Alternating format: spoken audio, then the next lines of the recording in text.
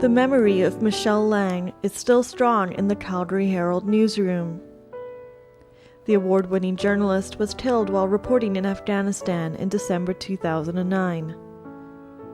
To continue to honor her legacy, a journalism fellowship was set up in her name.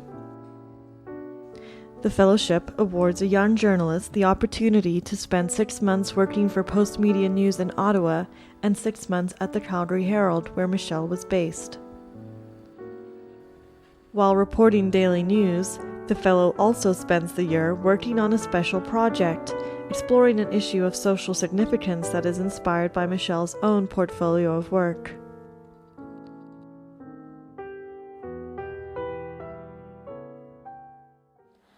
Hi, I'm Thandi Fletcher. I'm the recipient of the 2011 Michelle Lang Fellowship in Journalism. I'm sitting here today with my mom because it was her experience being diagnosed with breast cancer that first opened my eyes to a serious problem in the Canadian healthcare system that fails to prioritize a much-needed service for women in this country. It was through the stories that came out of my mom's breast cancer support group that first made me realize the challenges many women face after surviving breast cancer. Many of the women face long surgery wait times for reconstructive surgery and a lack of awareness of the options available to them.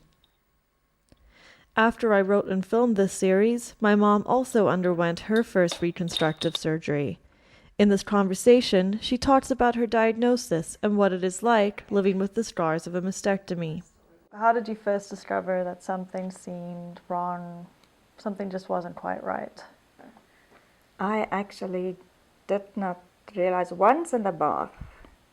I was lying in the bath and I thought it looks a bit strange there, but I thought, it's just the way I'm lying.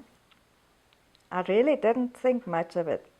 Afterwards, after I found out about it, then I suddenly realized, oh, okay, I actually saw it. How long after that before it was confirmed? It was probably a couple of months later that I went for my yearly medical, which I actually went much earlier than what I was supposed to go because I had a trip planned to go to South Africa for a few months. Lucky for me, I did go early, and my family practitioner, she immediately arranged for me to go for a mammogram, and they did a mammogram and ultrasound, and of course wouldn't tell me anything. And I said to the radiologist, well, I've got a trip planned and I've got to pay for it by tomorrow. What would you say to me? Do I cancel it or do I go with it? And he said, you should cancel it. So, now I'm going to cry.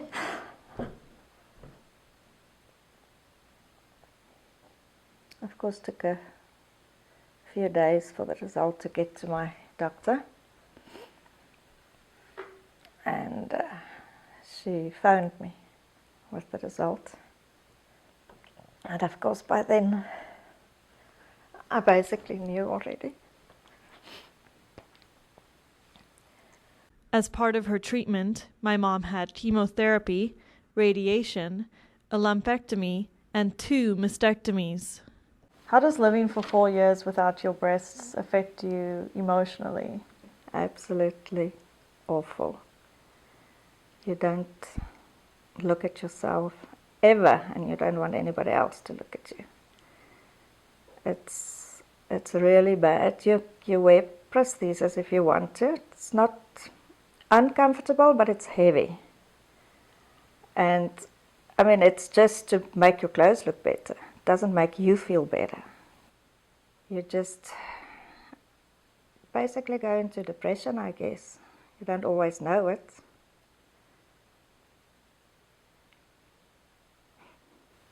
So how are you feeling now that you've started reconstruction? I'm already feeling a bit better.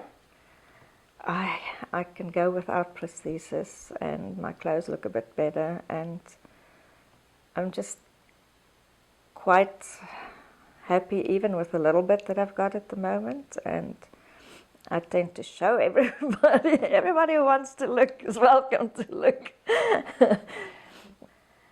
It was a very big surgery, 7 hours in operating room, and a good 6 weeks to get over the worst of it. And you've got a very, very big scar at the back and scars in the front. But I think I can live with the scars.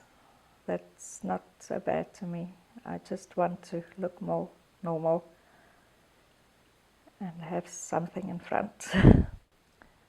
Thank you for sharing your story with us. For Post Media News, I'm Thandi Fletcher.